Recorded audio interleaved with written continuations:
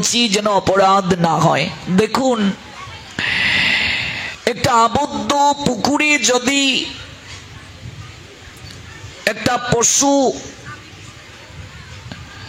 তার লাশ, মৃত লাশ যদি পড়ে থাকে আবদ্ধ পুকুরে, জলটা দূষিত হবে কিনা,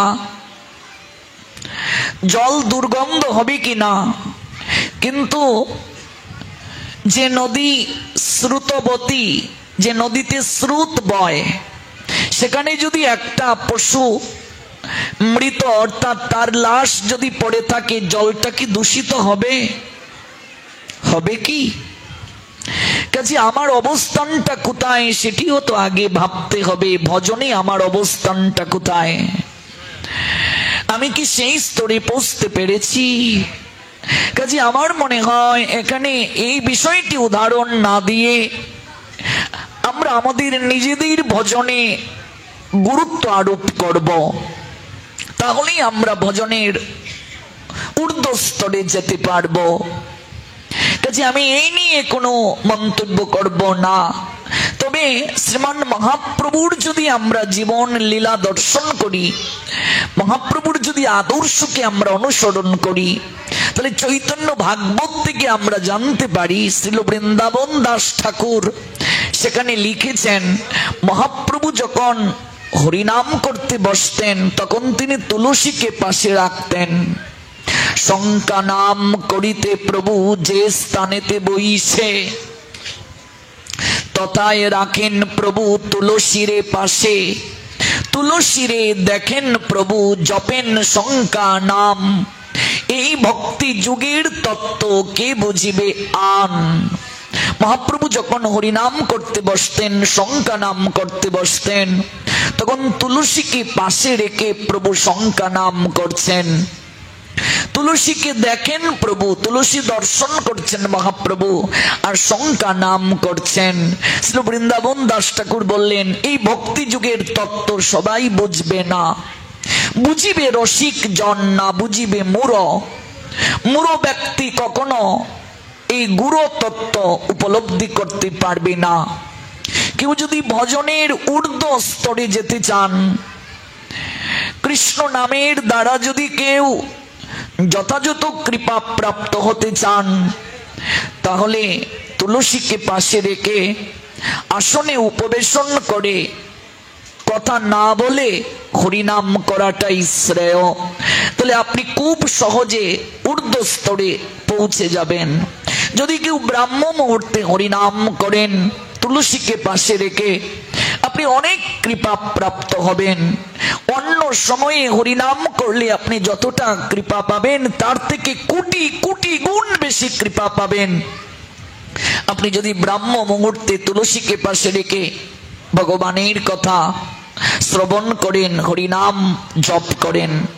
কাজী ভাগবত পাঠে বসে হরিনাম জপ না করাটাই শ্রেয়, এটি অপরাধ বলেও গণ্য।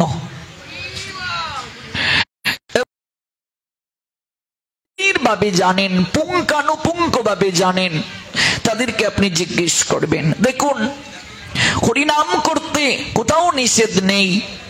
কিবা দিবা কিবা নিশি কিবা জাগরণে অহর নিশি চিন্ত কৃষ্ণ বলহ বদনে। কিন্তু আপনি যখন জপমালায় জপ করবেন, সেখানে একটা বাধ্যবাধকতা আছে, সেখানে একটা নিয়ম আছে। আপনি জপমালা বিহীন যখন হরিনাম করবেন, মল ত্যাগ করতে গিয়েও আপনি হরিনাম করতে পারবেন, মূত্র ত্যাগ করতে গিয়েও আপনি হরিনাম করতে পারবেন।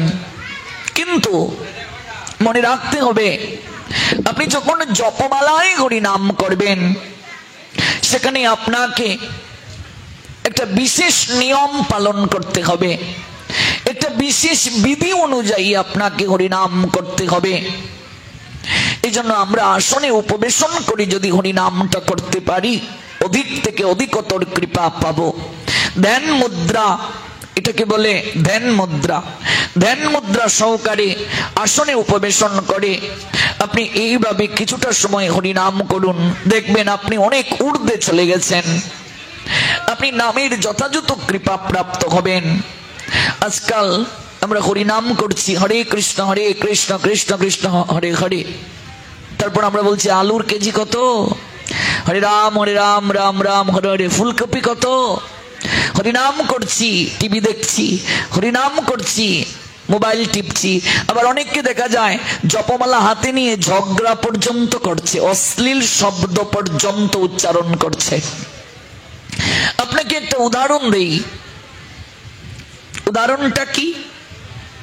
মনে করুন আপনার গৃহে গুরুত্বপূর্ণ কোনো অতিথি এলেন, কোনো মন্ত্রী আপনার গৃহে এলেন, মনে করুন গুরুত্বপূর্ণ। আপনি তাকে বসতে দিলেন, আমন্ত্রণ করেছেন, তাকে বসতে দিলেন, তিনি বসেছেন। এবার আপনি যদি সে অতিথির সঙ্গে কথা না বলে, তাকে সমাদর না করে, আপনি যদি অন্য কারোর সঙ্গে কথা বলেন, অন্যদিকে মন নিবদ্ধ করেন, সে অতিথি কি সন্তুষ্ট হবেন? তাকে কি অপমান করা হলো না? আপনি যখন হরিনাম করছেন, হরে হরে কে? স্বয়ং রাধারানী। রাধারানীর একটি নাম হরা, সম্বোধন পদ হচ্ছে হরে। কৃষ্ণ, আপনি কৃষ্ণকে সম্বোধন করছেন, আপনি রাধারানীকে সম্বোধন করছেন, ডাকছেন তাদেরকে। এবার কৃষ্ণ এলেন, রাধারানীও এলেন, আর আপনি বলছেন আলুর কেজি কত, ফুলকপি কত। তারা এসেছেন আপনাকে কৃপা করার জন্য, কিন্তু তাদের চিন্তায় না থেকে, তাদের ধ্যানে না থেকে আমি আপনি অন্য চিন্তন করছি, আন কথা বলছি।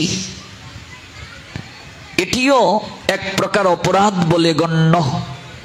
অমনোযোগী হয়ে হরিনাম করাও এক প্রকার অপরাধ। এইভাবে লক্ষ লক্ষ গুটি টানলেও নাম প্রভু কোনদিন আমাদের কৃপা করবেন না, কোনদিন কৃপা হবে না। লক্ষ লক্ষ গুটি টানলাম, কিচ্ছু লাভ হবে না।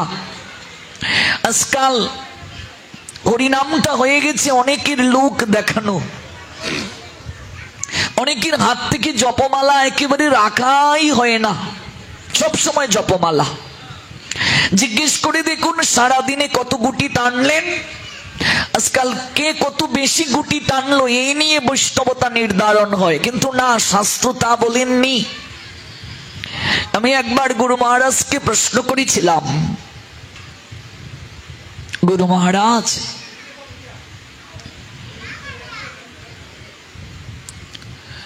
কত মালা হরিনাম করলে ভগবান শ্রীহরির দর্শন হয়? কত মালা জপ করলে কৃষ্ণ কৃপা হয়, কৃষ্ণ দর্শন হয়? গুরু মহারাজ আমার দিকে তাকিয়ে রইলেন, কিছুক্ষণ পর বললেন, বাবা একবার কৃষ্ণ নাম করেও কৃষ্ণ দর্শন হয়, কোটি কোটি বার কৃষ্ণ নাম করেও কৃষ্ণ দর্শন হয় না।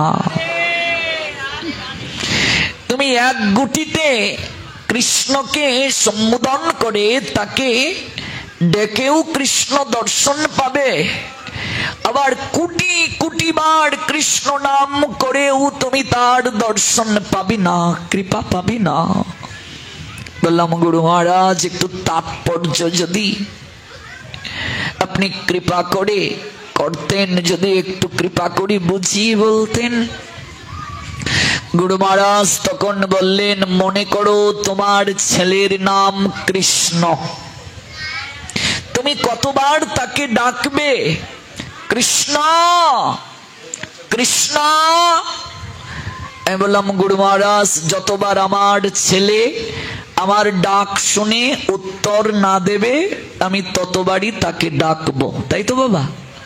আপনার ছেলেকে আপনি ডাকছেন, মনে করুন আপনার ছেলের নাম কানাই। কানাই, বাবা কানাই, ও কানাই। ছেলে যখন বলবে ও বাবা কেন ডাকছ, তখনই তো শেষ হলো। যতবার উত্তর না দেবে ততবার আমরা ডেকেই যাই। আমি বললাম গুরু মহারাজ যতবার আমার ছেলে আমার ডাকের উত্তর না দেবে আমি তাকে ডেকেই যাব। গুরু মহারাজ বললেন, তুমি যখন হরি নাম করছো, হরে, তুমি রাধারানীকে ডাকছো, কৃষ্ণ, তুমি কৃষ্ণকে ডাকছো, তুমি ডাকছো। এক পক্ষ ডাকছে, কিন্তু ওই পক্ষ থেকে কি সাড়া পেয়েছো? কথাটা বুঝলেন বাবা? আমি তাকে ডাকছি, কিন্তু ওই পক্ষ থেকে কি উত্তর পেয়েছি?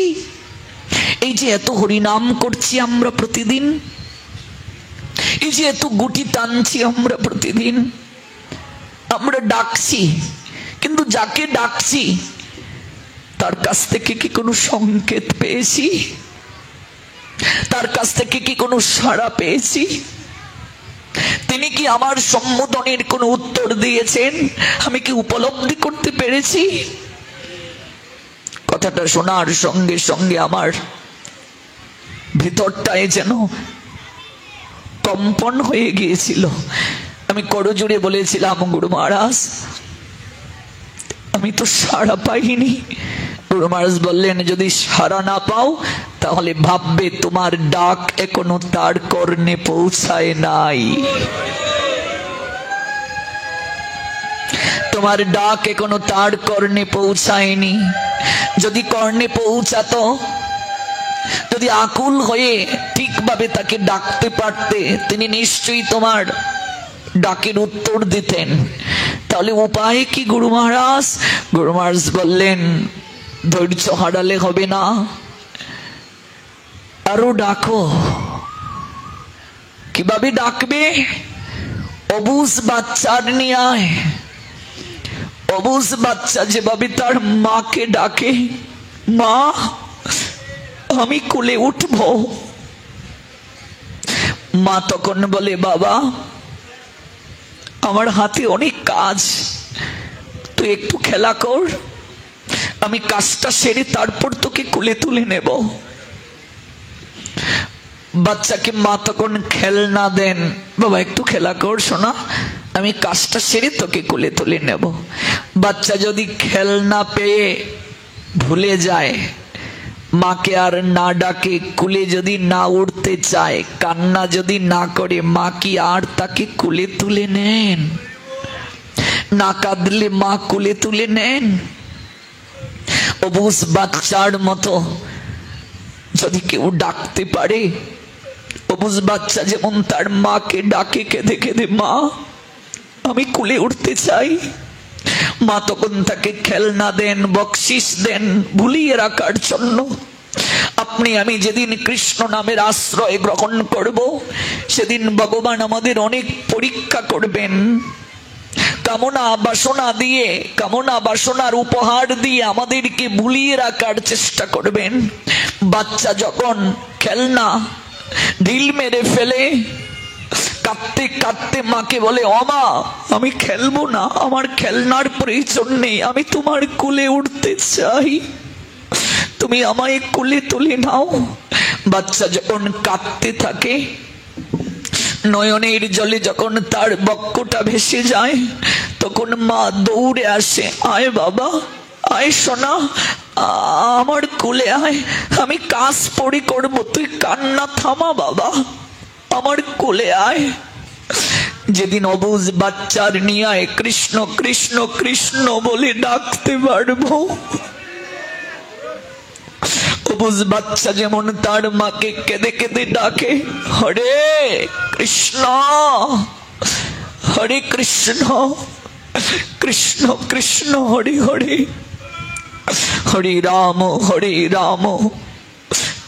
রাম রাম হরে হরে। অবুঝ বাচ্চার নিয়ে যদি এমন করি কোনোদিন ডাকতে পারি ভগবানকে, কাঁদতে পারি যদি, ভগবান তখন আসবেন, এই দুটো হাত তুলে আয় আমার কোলে আয়, এই কান্না বন্ধ কর বাবা, আয় কোলে আয়, তিনি তো জগতের পিতা, আয় বাবা আয় আমার কোলে আয়। সকল যন্ত্রণার অবসান হয়ে যাবে সেদিন, সকল কষ্টের লাঘব হবে সেই দিন, যেদিন অনাদির আদি শ্রী গোবিন্দ ভগবান কৃপা করে আসবেন আমাদেরকে কোলে তুলে নেওয়ার জন্য। পেরেছি কি বাবা? যদি এই অনুভূতি না হয়, বুঝবে এক পক্ষ কেবল ডাকছে, ওই পক্ষ এখনো সাড়া দেয়নি, তার কাছে ডাক পৌঁছায়নি। কৃষ্ণ নাম, তার দ্বারাই তো কলিহত জীবের একমাত্র উদ্ধার সম্ভব। কিন্তু সেই কৃষ্ণ নামটাও করতে হবে এমন ভাবে, অবুঝ বাচ্চা যেমন তার মাকে কেঁদে কেঁদে ডাকে, এমন করে যদি আমি ডাকতে পারি, একদিন আমার সকল ইচ্ছে পূরণ হয়ে যাবে, আমার সকল যন্ত্রণার অবসান হয়ে যাবে, আমার সকল কষ্টের সমাপ্তি হবে। আমি এই কথাগুলো কাউকে ছোট করার জন্য বলিনি, আমায় ক্ষমা করবেন। আমি চাই আমরা যেন ভজন জগতে এগিয়ে যাই, আমরা যেন একটু একটু করে ভুল থেকে শুদ্ধিকরণের দিকে যাই, ভজন যেন আমাদের আরো প্রগাঢ় হয়, সাধনায় যেন আমাদের আরো প্রগাঢ়তা আসে। আমি মহতের সঙ্গ করে, শাস্ত্র অধ্যয়ন করে, বহু জায়গায় সাধু মহন্ত মহারাজদের সঙ্গে পরিক্রমা আদি করে যে অভিজ্ঞতা অর্জন করেছি, আমি কেবল সেই অভিজ্ঞতার কথা আপনাদেরকে জানাচ্ছি। একজন সাধক সাধনার দ্বারা যতটা উপলব্ধি করেন, ঠিক তাই পরিবেশন করেন, তাই আমাদের জানান, তাই আমাদের অবগত করান। এখানে আমার ক্রেডিট নেই। আমরা যেন একটু একটু করে এগিয়ে যাই, কায় মনোবাক্যে যেন জপ করার সময় জপটা করি, আহ্নিক করার সময় আহ্নিকটা করি, হরিনাম করার সময়, সন্ধ্যা আহ্নিক করার সময় যদি আমার অন্য চিন্তা, অন্য ভাবনা এই হৃদয়ের মাঝে আসে, এই নয়নে যদি কুদৃশ্য জড় জগতের যত দৃশ্য আছে ভেসে উঠে, বুঝবে আমার এই চিত্তের মাঝে ময়লা প্রচুর রয়েছে। বিটিভিতে আমরা যখন ছবি দেখতাম, দেখবে মাঝে মাঝে ঝিরঝির করতো কিনা বাবা, তখন আমরা অ্যান্টিনারটা নাড়িয়ে দিতাম, দেখবে অ্যান্টিনার নাড়াতে নাড়াতে হঠাৎ করে পরিষ্কার এসে গেছে, ছবিটা পরিষ্কার। আবার দেখবে মাঝে মাঝে ঝিরঝির করছে, তখন আমরা অ্যান্টিনারটা ঘুরিয়ে দিতাম। সন্ধ্যা আহ্নিক করতে গিয়ে, হরিনাম করতে গিয়ে যদি এরকম ঝিরঝির করে, ইষ্টদেবের প্রতিচ্ছবি যদি ঠিকভাবে দর্শন না হয়, বুঝবে কোথাও একটা সমস্যা আছে, কানেকশনটা ঠিকভাবে হয় নাই। ভজনের দ্বারা পরিমার্জন করতে হবে। এই চিত্ত যখন মার্জন হবে, তখনই ওই চিত্ত দর্পণে গৌর গোবিন্দ দর্শন হবে। আয়না কিংবা দর্পণে যদি ময়লা জমে থাকে মা, তখন আমরা কি ভালোভাবে দেখতে পারি গো? তখন কাপড় দ্বারা এটাকে আমরা মুছে নেই, পরিষ্কার করে দিই। তখন সামনে আমরা যখন তুলে ধরি, নিজেকে দেখতে পাই। এই চিত্তটা হলো দর্পণের ন্যায়, লক্ষ লক্ষ জন্মের ময়লা আছে এটার মাঝে, যার কারণে ভালোভাবে দেখতে পাচ্ছি না। ওই ভজনের দ্বারা মার্জন করতে হবে, পরিমার্জন। আর কলিযুগে সর্বশ্রেষ্ঠ ভজনটাই হচ্ছে ভগবানের কথা শ্রবণ আর ভগবানের নাম কীর্তন করা। এর থেকে শ্রেষ্ঠ আর ভজন কিচ্ছু হতে পারে না গো কলিযুগে। এর থেকে আর শ্রেষ্ঠ ধর্মও কিছু নাই। জীবে দয়া, নামে রুচি, বৈষ্ণব সেবন, ইহা হতে ধর্ম আর নাহি সনাতন। এর থেকে শ্রেষ্ঠ যেমন আর ধর্ম নেই, তেমনি ভাবে ভগবানের কথা শ্রবণ, এটি শ্রেষ্ঠ ভজন। নববিধা ভক্তি যাজনটাই হচ্ছে ভজন। নববিধা ভক্তি যাজন করা, সতত ভগবানের সঙ্গে যুক্ত থাকা। ভজন কাকে বলে যদি এক কথায় আপনি জিজ্ঞেস করেন, উত্তর হলো ভগবানের সঙ্গে যুক্ত থাকাই হচ্ছে ভজন।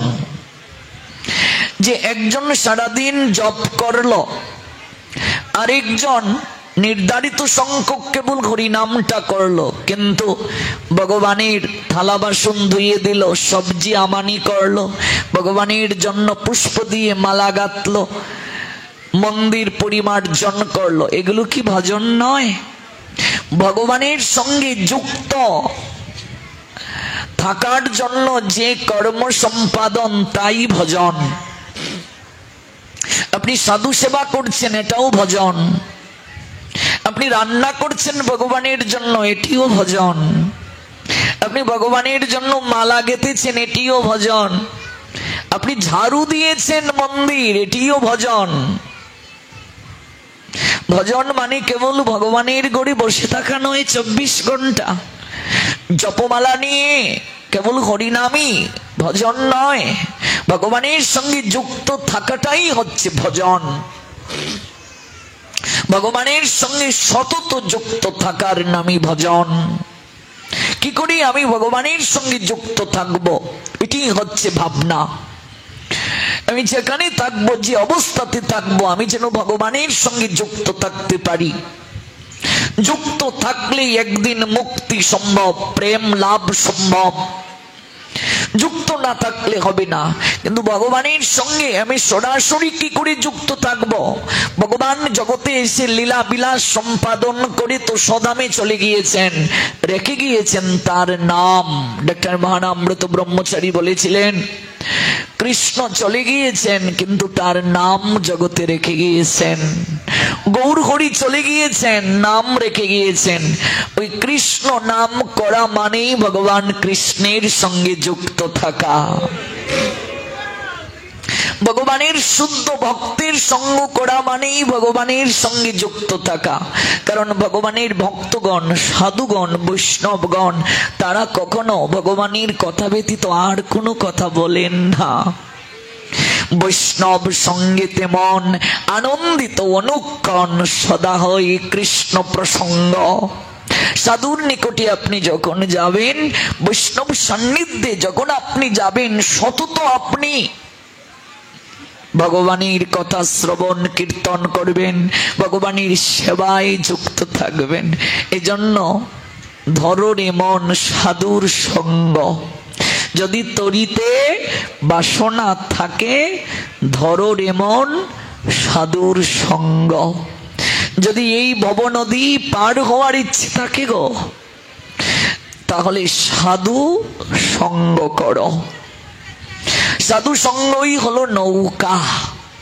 কেউ যদি সাধু সঙ্গরূপী নৌকাতে আরোহণ করে, খুব সহজে সে এই ভবনদী পার হতে পারবে। ওমা, নৌকা দেখেছো জলের মাঝে কেমন করে ভেসে থাকে? নৌকার ধর্মই হচ্ছে ভেসে থাকা। নৌকার ধর্ম কি? জলের মাঝে ভেসে থাকা। নৌকায় যদি জল প্রবেশ করে, সেই নৌকা জলে ডুবে যাবে কি না? যাবে। এজন্য দেখবে নৌকায় জল প্রবেশ করলে একটা সেচের ব্যবস্থা থাকে, দেখেছেন তো? নৌকায় জল ঢুকেছে, আমরা এরকম সেচ দিচ্ছি, অর্থাৎ জলটা অপসারণ করছি, নৌকার ভেতর থেকে জলটাকে ফেলে দিচ্ছি বাহিরে। যদি কেউ সেচ না দেয়, একটু একটু করে জল জমতে জমতে যদি নৌকার একেবারে নাক বরাবর হয়ে যায়, এবার যদি 2জন 3জন মিলে সেচ দিতে শুরু করে, নৌকাকে ডুবানো থেকে বাঁচানো যাবে? যাবে না।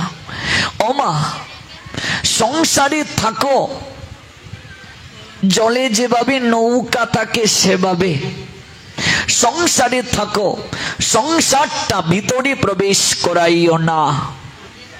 যদি সংসারটা ভিতরে প্রবেশ করাও, যেমন নৌকা জলে থাকে, কোন কোনো সমস্যা নেই, সংসারে থাকো কোনো সমস্যা নেই, কিন্তু নৌকায় জল ঢুকলেই নৌকা জলে ডুবে যাবে। সংসারকে যদি ভিতরে প্রবেশ করাও, তুমিও সংসার সমুদ্রে ডুবে যাবে। তাহলে প্রশ্ন আসে, জলে নৌকা থাকলে একটু আটটু জল নৌকায় ঢুকবে, এই জন্য সেচের ব্যবস্থা। সংসারে থাকলে মায়ার জল ঢুকবেই। সাধু সঙ্গ হচ্ছে সেচের ব্যবস্থা। যাও সাধু সঙ্গে যাও, সেচ দিয়ে আসো। এবার সাধু সঙ্গ কেউ করলো না, মায়ার জল অপসারণ করলো না, সেচ দিল না, একটু একটু জমতে জমতে, একটু আগে বলেছিলাম নাক বরাবর নৌকায় জল হয়ে গেলে 2-3 জন মিলে সেচ দিলেও যেমন নৌকাকে ডুবানো থেকে বাঁচানো যাবে না, মানুষ সংসারে সাধু সঙ্গ না করে মায়ার জল একটু একটু করে ঢুকাতে ঢুকাতে বৃদ্ধ বয়সে সে যদি আসে সাধু সঙ্গে সেচ দেওয়ার জন্য, মায়ার জল অপসারণ করার জন্য, তাকে কি সংসার সমুদ্রে ডুবানো থেকে রক্ষা করা সম্ভব? সম্ভব নয়। দেহ থাকিতে সবল, হরে কৃষ্ণ বল, অঙ্গ অবশ হইলে লইতে পারবি না। ভজন করতে হয় শরীরে শক্তি থাকতে, শক্তি শরীর থেকে চলে গেলে ভজন হয় না। ও মা, আমি তুমি আসার আগে কি সংসার ছিল না? ছিল। আমি তুমি চলে যাওয়ার পরও কি সংসার থাকবে না? থাকবে। এই রাধা গোবিন্দ মন্দির থাকবে যুগ থেকে যুগ। এই মন্দির প্রাঙ্গণে বেশ আসনে আমার জায়গায় আরেকজন এসে বসবেন, পূজারী ঠাকুর যিনি আছেন তার জায়গায় অন্য একজন আসবেন, শ্রোতা যারা বসে আছেন আপনাদের জায়গায় অন্য কেউ এসে বসবে। যুগ থেকে যুগান্তরে ভগবান থাকবেন। ভক্তের বিনাশ নেই, ভগবানের বিনাশ নেই, ভক্তির বিনাশ নেই, আর সকল কিছু একদিন বিনাশ হয়ে যাবে। সব বিনাশ হয়ে যায়, ভক্তির বিনাশ হয় না মা, ভক্তের বিনাশ হয় না মা, ভগবানের বিনাশ হয় না। সংসার আগেও ছিল, আমি জন্ম নেওয়ার আগে, আমি চলে যাওয়ার পরও সংসার থাকবে। মাঝপথে আমি সংসারে এসে আমার আমার বলে দাবি করছি, এটাই হচ্ছে সবচেয়ে বড় দুর্দশা। সংসার আমি তুমি আসার আগেও ছিল, আমি তুমি চলে যাওয়ার পরও থাকবে। মাঝপথে সংসারে এসে নিজের বলে আমরা দাবি করছি। বন্ধু সুন্দর নাম শুনেছেন নিশ্চয়ই, জগৎ বন্ধু সুন্দর। তিনি বলেছিলেন, সংসারী সাজো, সংসারী হইও না। কথাটা বুঝতে পেরেছেন? সাজা মানে কি? অভিনয়। আপনি যাত্রা নিশ্চয়ই দেখেছেন বাবা, যাত্রার মঞ্চে কেউ রাজার অভিনয় করেছে, তাই বলে কি সে রাজা? যাত্রা মঞ্চ থেকে যদি সে নেমে যায় তাকে কেউ রাজা বলবে? আচ্ছা, যাত্রা মঞ্চে কোন নারী অভিনয় করে আপনার স্ত্রী হয়েছে, আপনি যাত্রার মঞ্চ থেকে নামার পর সেই নারীকে যদি বলেন তুমি তো আমার স্ত্রী, আমার ঘরে চলো, সমাজ মানবে? সম্ভব? বলবে ওরে বোকা, ওরে মূর্খ, এটা তো অভিনয় ছিল। বলছে যে তুমি আমায় জড়িয়ে ধরেছো, ঘুমিয়েছো আমার সঙ্গে, কত মিষ্টি কথা বলেছো, আমাকে ছাড়া তুমি বাঁচবে না, এগুলো বলেছো। বলছি এগুলো তো অভিনয়, সংলাপ বলেছি, এগুলো কি আর বাস্তব? সংসারটাও নাটকের মঞ্চ, যাত্রার মঞ্চ। আমরা অভিনয় করতে স্ত্রী পেয়েছি, আমরা অভিনয় করতে গিয়ে স্বামী পেয়েছি, পুত্র পেয়েছি, কন্যা পেয়েছি, পিতা পেয়েছি, মাতা পেয়েছি। যখন মৃত্যু নামক চূড়াক্ষস ঠুকর দেবে, মৃত্যু নামক তক্ষক সর্প দংশন করবে, সবাই চলে যাব, কেউ কারো সঙ্গে যাবে না। মঞ্চে দুটো পথ থাকে, একটা প্রবেশ আর একটা প্রস্থান। জীবন নাট্য মঞ্চেও দুটি পথ, জন্ম হলো প্রবেশ, মৃত্যু হলো প্রস্থান। বন্ধু সুন্দর বলছেন, সংসারী সাজো, সংসারী হইও না। তুমি অভিনয় করতে এখানে এসেছো, কিন্তু তুমি নিজে সংসারী হয়ে গেছো। এর জন্যই তো তুমি দুঃখ পাচ্ছ। তুমি দুঃখ পাচ্ছ কেন? কারণ তুমি সংসারী হয়ে গেছো। এই সংসার তোমার নয়, এটা আগেও ছিল। গীতার সারাংশ যদি কেউ একটু উপলব্ধি করতে পারত, জীবন পরিবর্তন হয়ে যেত। তুমি কি নিয়ে এসেছিলে যা তুমি হারিয়েছ? ভাবুন তো বাবা, কি নিয়ে আমরা এসেছিলাম? লজ্জা নিবারণের কাপড়টাও তো নিয়ে আসি নাই। তুমি আজ যা কিছু পেয়েছো এগুলো তোমার নয়, এগুলো অন্য কারো ছিল। আজ তুমি কেবল দেখাশোনা করার দায়িত্ব পেয়েছো। আগামীতে তুমি যা কিছু দেখাশোনা করছো এগুলো অন্য কারো হয়ে যাবে। তুমি দেখাশোনা করতে গিয়ে এগুলো নিজের বলে দাবি করছো। তুমি নিজেকে মালিক বলছো। মারে, মানুষ যত শীঘ্র এই তত্ত্ব বুঝবে, সংসারের দুঃখ দূর হয়ে যাবে। আমরা কবে বুঝবো? ওই কবে বের হয়েছিলাম পরিভ্রমণ করতে, বেলাজি পড়ে যাচ্ছে, মা কবে ঘরে ফিরবো? বেলাজি প্রায় যায়, কবে ঘরে ফিরবো? মানুষ বাজারে সবজি কিনতে যখন যায়, টাটকা সবজিটা কিনতে চায় না? ভুল বলেছি মা? ফুল কিনতে গেলেও টাটকা ফুলটা কিনতে চায়। ভগবানের জন্য মালা কিনবে, ফুলের দোকানে গিয়েছে, বলছে টাটকা ফুলের মালাটা দাও। সবজি কিনতে গিয়ে টাটকা সবজি, ফুল কিনতে গিয়ে টাটকা ফুলের মালা, তাও টাটকা চাই। ফল কিনতে দোকানে গিয়েছে, সেখানে বলছে ওই আপেলটা একটু পচন ধরে গিয়েছে, ও বাবা এটা পরিবর্তন করে দাও, টাটকা দাও। ফল কিনতে গেলেও টাটকা, সবকিছুতে টাটকা প্রয়োজন। ভগবানের জন্য সবজি নিয়ে যাব মন্দিরে, ভোগরাগ হবে ভগবানের, টাটকা সবজি নিয়ে গেলাম। ফলমূল নিয়ে গেলাম টাটকা, ফুলের মালাটা পরিয়ে দেব গৌর সুন্দরকে, টাটকা। আর মানুষ নিজে যায় ভগবানের কাছে বাসি হয়ে। বুঝলে বাবা? বাসি মানে কি? বৃদ্ধ হয়ে, সময় হারিয়ে। ভগবান বলছেন, ওরে ওই টাটকা ফুল তো আমি চাই না রে, টাটকা সবজি আমি চাই না, টাটকা ফল আমি চাই না। আমি চাই তুই টাটকা থাকতে, সময় থাকতে আমার কাছে আয়। তুই টাটকা থাকতে আমার কাছে আয়, সময় থাকতে তুই আমার কাছে আয়। আমি টাটকা পুষ্পের মালা চাই না, আমি টাটকা ফল তোর কাছ থেকে চাই না রে। আমি টাটকা শাক সবজি তোর কাছে চাই না, আমি চাই তুই সময় থাকতে, টাটকা থাকতে তুই আমার কাছে আয়। আমরা সময় হারিয়ে যাই।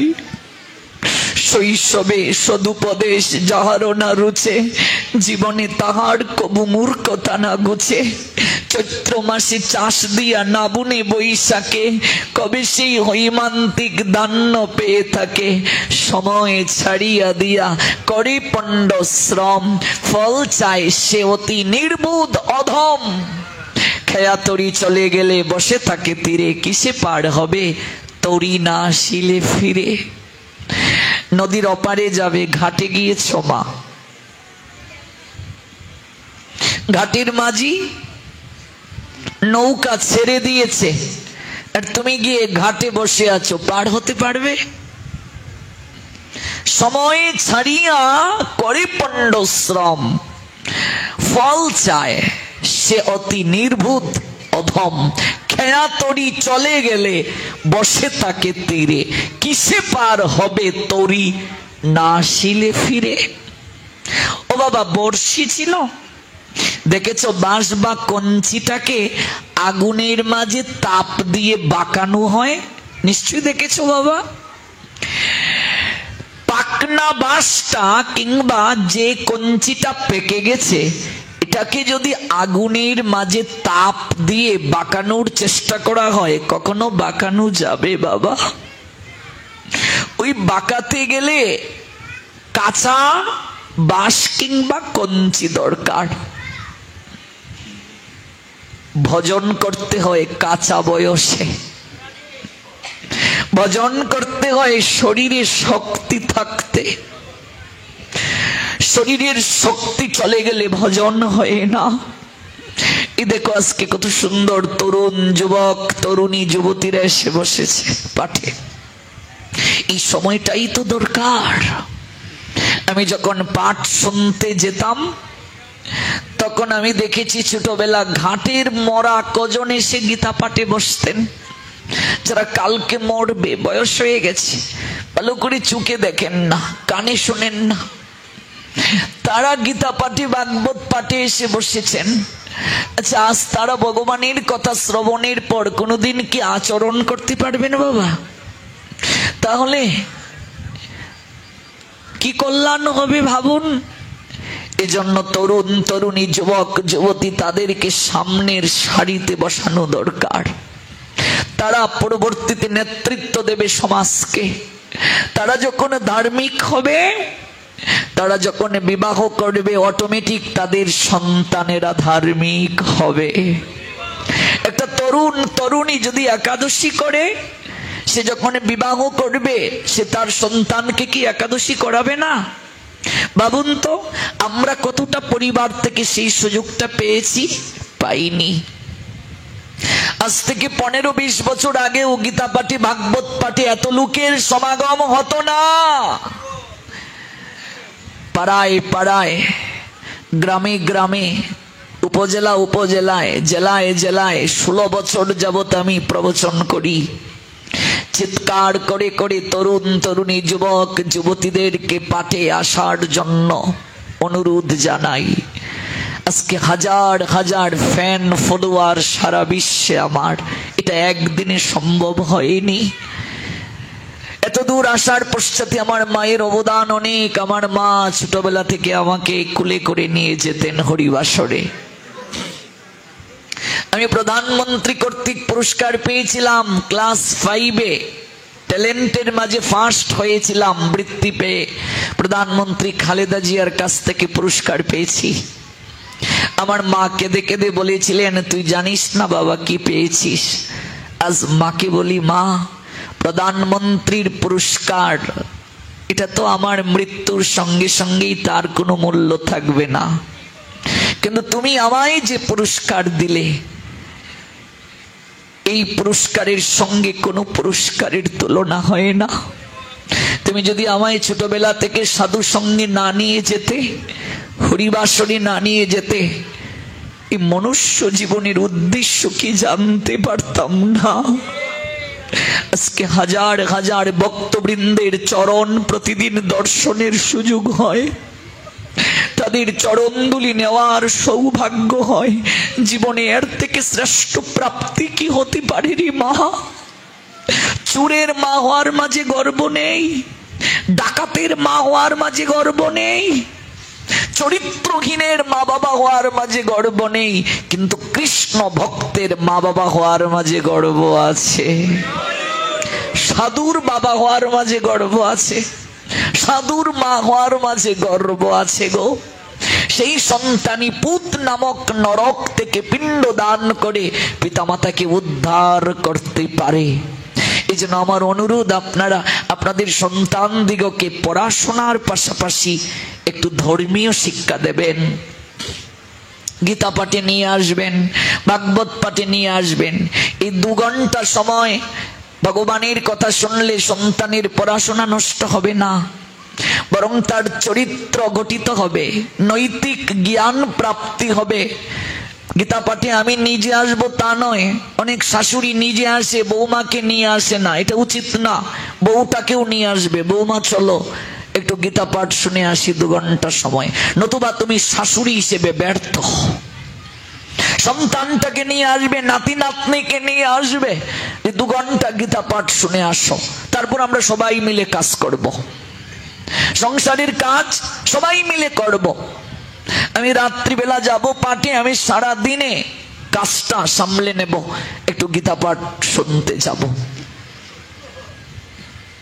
নিচে আসবো, বৌমাকে নিয়ে আসবো, ছেলেটাকেও বলবো বাবা সব সময় তো দোকানে বসিস, যেহেতু 3 দিন পাঠ হচ্ছে আয় না বাবা, অন্য সময়ের থেকে 2 ঘন্টা আগে দোকানটা বন্ধ করে একটু শুনে যা বাবা, এটাই কেবল সঙ্গে যাবে রে, এটাই শ্রেষ্ঠ প্রক্রিয়া, একটু আয় না, একটু শুনে যা হরি কথা। প্রত্যেক পিতামাতার দায়িত্ব সন্তানকে এই শিক্ষাটা দেয়া। এপার বাংলা ওপার বাংলা 2 বাংলায় যত বৃদ্ধাশ্রমে আমি গিয়েছি, অধিকাংশ বৃদ্ধাশ্রমে আমি দেখেছি সবচেয়ে উচ্চ শিক্ষিত, হাই এডুকেটেড চাকুরিজীবী, তাদের বাপ মা বৃদ্ধাশ্রমে থাকে। সবচেয়ে উচ্চ পদস্থ চাকুরিজীবী, তাদের বাপ মা বৃদ্ধাশ্রমে। কারণ কি? আমরা প্রত্যেকেই স্বপ্ন দেখি আমার ছেলেটা ডাক্তার হবে, হ্যাঁ নিশ্চয়ই হবে, এই স্বপ্ন দেখা ভুল কিছু নয়। আমার সন্তানটা ইঞ্জিনিয়ার হবে, হোক, কলেজের প্রিন্সিপাল হবে, হোক, ভালো। কিন্তু কজন বাপ মা এই স্বপ্নটাও দেখেন আমার সন্তান মানুষ হবে? আমরা মানুষ না হয়ে দানব হয়ে যাচ্ছি। কেউ বলে না তুমি মানুষ হও, মানুষ হওয়াটাই জীবনের সর্বোত্তম সাধনা। কজন মা বাবা আছে এই স্বপ্নটা দেখে আমার সন্তান স্কুল কলেজের শিক্ষার পাশাপাশি কৃষ্ণ ভক্ত হবে? যার কারণে আজকে মায়ের চুলের মুঠি ধরে সন্তান টানে, বাবার গায়ে হাত তুলে, মা বাবাকে বৃদ্ধাশ্রমে পাঠিয়ে দেয়। এই তো 2-3 দিন আগের ভাইরাল নিউজ, বাবা মরে গিয়েছে, অফিসে বসা চেয়ারের মাঝে মরে গেছে, অথচ 1 ফোঁটা নয়নের জল সন্তানের চোখে নাই। উকিল এনে বাবার আঙ্গুল দিয়ে টিপসই দিচ্ছে সম্পত্তির দলিলে। কারণ কি? আমরা সেই শিক্ষাটা দিতে পারি নাই। মায়ের স্থান কোথায়, বাবার স্থান কোথায়, মা বাবাকে কেমন করে ভালোবাসবো, শ্রদ্ধা করব, আমরা এই শিক্ষাটা দিতে পারি নাই। এই শিক্ষাটা স্কুল কলেজের শিক্ষা দিতে পারে না, এই শিক্ষাটা একমাত্র পারমার্থিক শিক্ষা দিতে পারে। এই জন্য সন্তানকে গীতা ভাগবত পাঠের অনুষ্ঠানে নিয়ে আসুন। এই জন্য সন্তানকে ভক্তি যাজনের জন্য ভক্তি অনুষ্ঠানে নিয়ে আসুন, অনুভব করান, নৈতিক শিক্ষাটা প্রদান করান তাদেরকে। আপনি যদি আপনার সন্তানকে ছোটবেলা থেকে শ্রীমদ্ ভগবত গীতা এবং শ্রীমদ্ ভাগবতের জ্ঞান প্রদান করতেন, আপনার সন্তান ভিক্ষা করে খেলেও আপনাকে কখনো ডাস্টবিনে ফেলতো না, বৃদ্ধাশ্রমে পাঠাতো না। If you had given your child the knowledge of Srimad Bhagavad Gita and Srimad Bhagavad and Sri Chaitanya Charitamrita, from an early age your child would never put you in the dustbin, never send you to old home. কস্মিন কালেও নয় আপনার স্থান বৃদ্ধাশ্রমে হতো না। মায়ের স্থান কোথায়? জননী স্বর্গাদপি গড়িয়সী, মা স্বর্গ থেকেও শ্রেষ্ঠ। মাকে যদি কেউ প্রণাম দেয়, আমি এই কথাগুলো আমার বয়সী ছেলে মেয়েদেরকে বলছি, পরিক্রমা করে বিশ্ব ব্রহ্মাণ্ড পরিক্রমা করা হয়ে যায়। মাকে যদি প্রণাম দিয়ে কেউ পরিক্রমা করে, আজকাল আমরা গুরুজনকে প্রণাম দিতে চাই না, গুরুজনের চরণে মাথা নত হয় না। আজকালকার বৌমারা, আজকালকার ছেলে মেয়েরা ডিজিটাল প্রণাম দেয় মা বাবাকে, শ্বশুর শাশুড়িকে, মস্তক নত হয় না। এটি লজ্জা আমাদের জন্য। এক হস্তে যদি কেউ প্রণাম দেয়, জন্মার্জিত সকল পুণ্য তার নষ্ট হয়ে যায়। এটা সনাতনী হিন্দুদের সংস্কৃতি না। বিষ্ণু সংহিতায় আছে এই শ্লোকটা। কেউ যদি এক হাতে প্রণাম দেয় অলসতার বশবর্তী হয়ে, কিংবা কাজের অজুহাত দিয়ে কেউ যদি এক হস্তে প্রণাম দেয়, জন্ম প্রবৃতি ইয়াত কিঞ্চিত পুমান বই ধর্মমাচরেত সর্বং তন্নিস্ফলং ইয়াতি এক হস্ত অভিবাদনাৎ। যদি কেউ কাজের অজুহাত দেখিয়ে কিংবা অলসতার বশবর্তী হয়ে এক হাতে প্রণাম দেয়, বিশেষ করে সনাতনী হিন্দুদের কথা বলছি, তাহলে তার জন্মার্জিত সকল পুণ্য নষ্ট হয়ে যাবে। আপনাকে দুটো হাত দিয়েছেন ভগবান, আপনি করজোড়ে কৃতজ্ঞতা জ্ঞাপন করুন, নিবেদন জানান, প্রণাম দেবে। বাবাজিরা ষষ্ঠাঙ্গে, মাতাজিরা পঞ্চাঙ্গে। ষষ্ঠাঙ্গে প্রণাম মানে দণ্ডবত, কাঠির মতো শুয়ে পড়া। সহযোগ অষ্টাঙ্গ, তা হলো ষষ্ঠাঙ্গ। 8টি অঙ্গের সমন্বয়ে যে প্রণাম তাকে বলে ষষ্ঠাঙ্গ প্রণাম, লম্বা হয়ে প্রণাম। যদি পরিবেশ না থাকে পঞ্চাঙ্গে দেবেন। ষষ্ঠাঙ্গে প্রণাম 8টি অঙ্গ কি কি? হস্তদয়, পদদয়, জানুদয়, বক্ষস্থল, মস্তক, চক্ষু, মন, বাক্য, এই 8এর সমন্বয়ে প্রণামকে বলে ষষ্ঠাঙ্গে প্রণাম, যার একটি নাম হলো দণ্ডবত, যাকে অষ্টাঙ্গেও বলা হয় প্রণাম। পঞ্চাঙ্গে কি কি? জানুদয়, বাহুদয়, মস্তক, বাক্য, মন, এই 5এর সমন্বয়ে প্রণাম হলো পঞ্চাঙ্গে। মায়েরা লম্বা হয়ে প্রণাম দেবে না, মায়েদের স্তন কখনো ধরণী স্পর্শ করবে না। যদি মায়েদের স্তন ধরণী স্পর্শ করে লক্ষ্মী হারা হবে।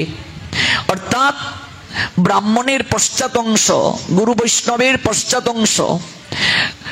গুরু বৈষ্ণব আপনার গৃহে গেলে আসন ব্যতীত তাকে বসতে দেবেন না, অপরাধ হবে। গুরু বৈষ্ণবের পশ্চাৎ অংশ, ব্রাহ্মণের পশ্চাৎ অংশ ধরণী মা সহ্য করতে পারেন না, আসনে তাকে উপবেশন করিয়ে শ্রদ্ধা পোষণ করতে হয়। শঙ্খ মাটিতে রাখতে নাই, এই জন্য ত্রিপদীতে রাখা হয়।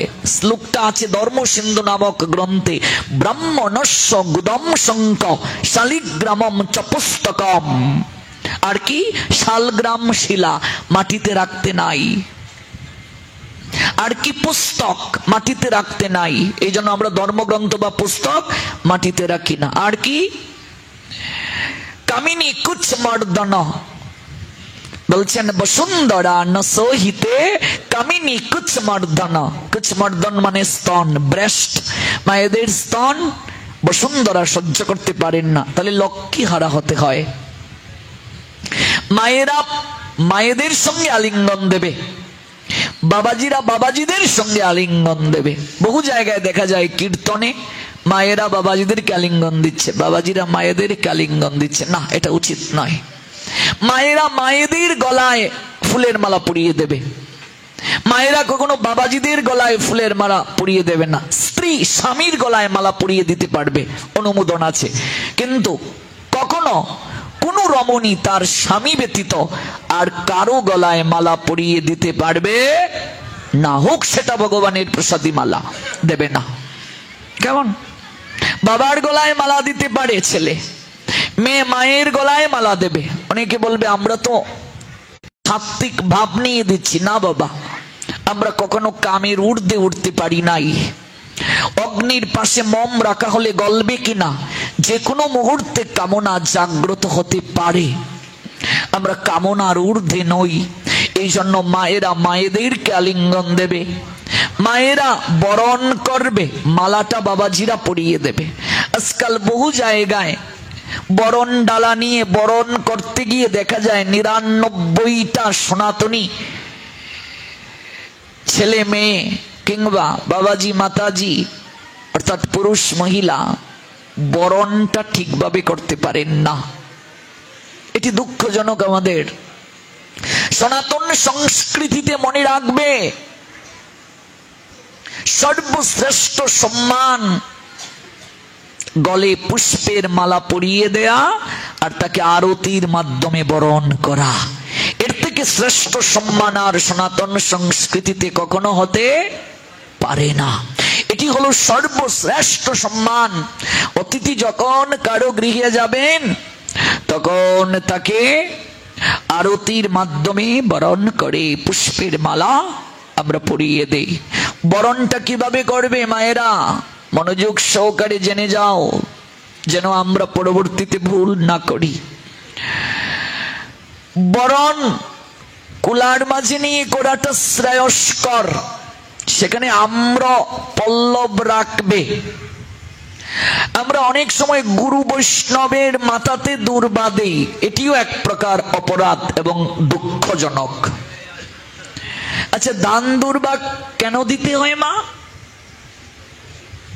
কেন? আশীর্বাদের জন্য। তো গুরু বৈষ্ণবকে আশীর্বাদ করবেন না তারা আপনাকে আশীর্বাদ করবেন? গুরু বৈষ্ণব আমায় আশীর্বাদ করবেন না আমি তাকে আশীর্বাদ করব? উল্টো হয়ে যাচ্ছে না বিষয়টা? দান দুর্বা মাথায় দেওয়ার অর্থ কি? আপনি ধন ধান্যে দীর্ঘজীবী হন। দুর্বা হচ্ছে দীর্ঘজীবীর প্রতীক। দুর্গা যদি শুকিয়েও যায়, একটু জল প্রাপ্তির সঙ্গে সঙ্গে আবার জীবিত হয়। দান হলো লক্ষ্মীর প্রতীক, অর্থ হলো লক্ষ্মীর প্রতীক। আরেকটা কথা মনে রাখবে, অনেকে আমরা প্রণাম দিয়ে মাটিতে প্রণামী রেখে দেই, গুরু বৈষ্ণবের চরণে প্রণামী রেখে দেই। এটি সবচেয়ে বড় অপরাধ। লক্ষ্মী হারা হবে। অর্থকে কখনো অসম্মান করবে না। অর্থ যদি চরণে লাগে প্রণাম দেয় সনাতনী হিন্দুরা, জানেন তো সেটি। অর্থকে তুচ্ছ তাচ্ছিল্য ভাবে কাউকে দেবে না, ঢিল মেরে অর্থ দেবে না। লক্ষ্মী বিরাগভাজন হবে। রাজা জমিদারদের বাড়িতে দেখবে একটা নর্তকীর নর্তনশালা ছিল। নর্তকী নেচেছে, রাজা জমিদাররা মদ খেয়ে দেখবে টাকা উড়িয়ে উড়িয়ে দিয়েছে, আর সেই টাকা মাথা থেকে চরণের মাঝে পড়েছে। আজকে সেই সকল রাজা জমিদারদের বাড়ির কোনো অস্তিত্ব আছে? অহংকারের কারণে আর অত্যাচার করার কারণে আর অর্থ সম্পদের অপব্যবহার করার কারণে, লক্ষ্মীর বিরাগ ভাজন হওয়ার কারণে আজকে তারা কাঙ্গাল হয়ে গেছে, কোনো অস্তিত্ব নেই তাদের। বিভিন্ন গানেও দেখবে শিল্পীদেরকে টাকা এরকম ছড়িয়ে দেয়া হয়, অর্থাৎ লক্ষ্মীকে চরণে ঠেলে দিচ্ছে। আবার কোন কোন জায়গায় আমরা দেখতে পাই কীর্তনিয়াদের পাঞ্জাবির মাঝে সেফটি পিন দিয়ে টাকা গেঁথে দেয়া হয়। আমি জানি না আপনারা দেন কিনা, উচিত নয়। আপনি প্রণাম দিয়ে সম্মানের সঙ্গে দক্ষিণা দিন, প্রণামী দিন। অনেকে আবার টাকা দিয়ে সুতো দিয়ে মালা গেঁথে টাকার মালা গলায় পরিয়ে দেন, উচিত নয়। আবার কোন কোন জায়গায় দেখবেন যিনি বাঁশি বাজাচ্ছেন তাকে টাকা দিচ্ছি আর বাঁশির মাঝে সেফটি পিনও থাকে, যদিও ভগবান কৃষ্ণের বাঁশিতে সেফটি পিন ছিল না, কিন্তু যিনি বাঁশি বাজাচ্ছেন তার বাঁশিতে সেফটি পিন আছে। কেন আছে আমি জানি না, আপনারা হয়তো জানতে পারেন। তো টাকা দিলাম সেফটি পিনে গেতে, আর তিনি বাঁশিটা আমার মাথায় স্পর্শ করে দিলেন। আমিও একেবারে আনন্দে আত্মহারা হয়ে গেলাম, কৃষ্ণের বাঁশি আমার মাথায় স্পর্শ হয়ে গেছে। মানুষ কবে তত্ত্ব জানবে, কবে অপরাধ থেকে মানুষ সরে আসবে মা? এই জন্য মনে রাখবে, লক্ষ্মীকে কখনো চরণে ঠেলে দেবে না। আমি 3 দিন যে বললাম মনে হচ্ছে কিছুই বলতে পারি নাই, সময় চলে গেছে। কমিটি খুব অনুরোধ করেছিলেন আগামীকাল সময় বাড়ানোর জন্য, কিন্তু আমাদের তো সময় নেই। আমাদের প্রোগ্রাম এগুলো অনেক আগ থেকে বরাদ্দ থাকে, বুকড থাকে। ইচ্ছে করলেও আমরা 1-2 দিন বাড়াতে পারি না। আগামীকালই চলে যাচ্ছি বরিশাল, 7 দিন পাঠ সেখানে। বরিশালের পরে চলে যাব, প্রবচন আছে আমার শরীয়তপুর জেলায়। শরীয়তপুর জেলার পরে আমার প্রবচন ঝালকাঠি জেলা। ঝালকাঠি জেলার পরে গোপালগঞ্জ জেলা, তারপর নড়াইল জেলা, তারপর যাব ঝিনাইদহ জেলা। দক্ষিণবঙ্গে চলে যাচ্ছি। আমাদের প্রবচন এগুলো অনেক পূর্ব থেকেই বুকড থাকে, ইচ্ছে করলেও বাড়াতে পারি না। তবে হ্যাঁ, আপনাদের এখানে আমি আজ বিকেল বেলাও কথাগুলো বলেছি। হরিকথা আস্বাদন করতে গিয়ে একটা বিষয় আমি অবলোকন করেছি, এখানে খুব প্রেমিক ভক্ত রয়েছেন। আপনাদের এখানে ভক্তির কথা আলোচনা করতে গিয়ে আমার খুব আনন্দ হয়। এখানে যারা প্রায় সবাই প্রেমিক ভক্ত, আপনারা ভগবানের জন্য নয়নের জল বিসর্জন করতে পারেন। আপনাদের হৃদয়ে প্রেম আছে, ভক্তি আছে।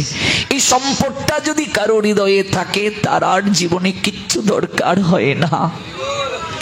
গৌরহরি যদি আবার কোনোদিন আপনাদের এই রাধা গোবিন্দের আশ্রমে দীর্ঘদিনের জন্য আমায় নিয়ে আসেন, তখন হয়তো বিস্তৃতভাবে আরো অনেক কথা বলবো। আমার পাঠ 1, 2, 3 দিনে হয় না, না হলেও সপ্তাহব্যাপী দরকার। আমরা ইচ্ছে করলে পারি। আমি যে 7 দিন পাঠে আসবো তা নয়, আমি অনুরোধ রাখবো পাঠের সংখ্যা বাড়াবেন। ভাগবত পাঠের মাধ্যমে যেভাবে সমাজে পরিবর্তন হয়, অন্য কোনো কিছু দ্বারা সেটি সম্ভব না।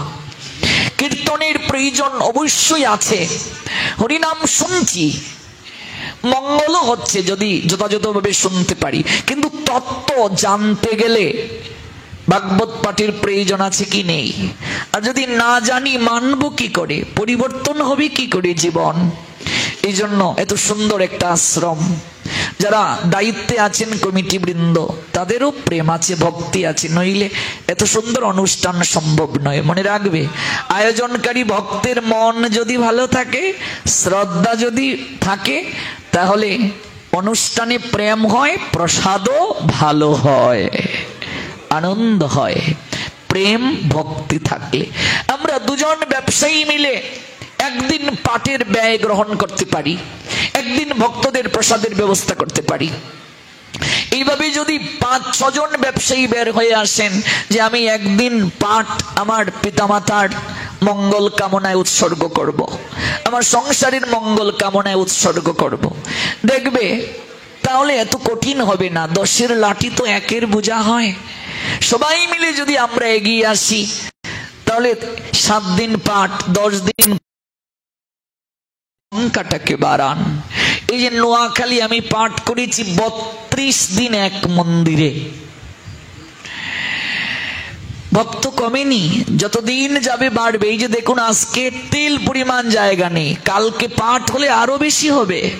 এই যে আপনাদের ময়মনসিংহে পাঠ করে এলাম, কাছেই তো আপনাদের ময়মনসিংহ, রাস্তা ব্লক করে দিয়েছে, অনুমতি নিয়ে যানবাহন বন্ধ করে দিয়ে প্রজেক্টর টাঙ্গিয়ে দিয়েছে, পুরো মন্দির ভরে গেছে, তেল পরিমাণ জায়গা নেই, 2-3টা প্রজেক্টর টাঙ্গিয়ে দিয়েছে। আপনাদের কৃপায় যেখানেই যাই হাজার হাজার ভক্তের সমাগম। কৃষ্ণ কথা শ্রবণের জন্য আসেন, আমাকে দেখার জন্য নয়, আমার কৃতিত্ব না, ভগবানের কথা শ্রবণের জন্য। আমি ভোলা জেলায় 57 দিন পাঠ করেছি, হাজার হাজার ভক্তের সমাগম। এই জন্য ভাগবত পাঠের সংখ্যা বাড়ান, পাঠকে গুরুত্ব দিন। বিভিন্ন জায়গায় কীর্তন হয় 16 প্রহর, 24 প্রহর, 32 প্রহর। বলুন তো বুকে হাত দিয়ে, এত কীর্তন হয়, কই?